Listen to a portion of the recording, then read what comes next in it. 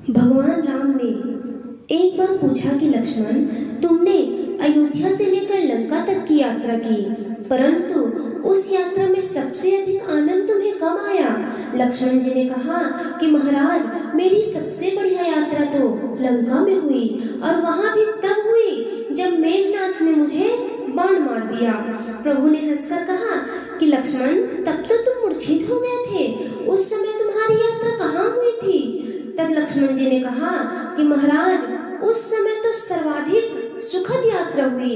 लक्ष्मण जी का तात्पर्य था कि अन्य जितनी यात्राएं हुई उन्हें तो मैंने चलकर पूरा किया, लेकिन इस यात्रा की सबसे बड़ी विशेषता यह थी कि मूर्छित होने के बाद भी हनुमान जी ने मुझे गोद में उठा लिया और आपकी गोद में पहुंचा दिया।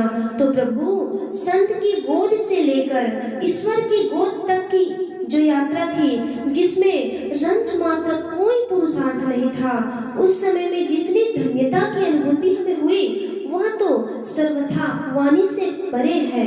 लक्ष्मण जी ने कहा, प्रभु, शेष रूप में आपको गोद में सुलाने का सुख तो मैंने देखा था, पर आपकी गोद में सोने का सुख तो संत की प्रेरणा से ही मुझे प्राप्त हुआ। इसलिए सबसे महान वही यात्रा थी जो हनुमान जी की गोद से आपकी गोद तक की थी। तब श्री रघुवेंद्र जी ने लक्ष्मण को हृदय से लगा लिया। ओम जय गुरुदेव।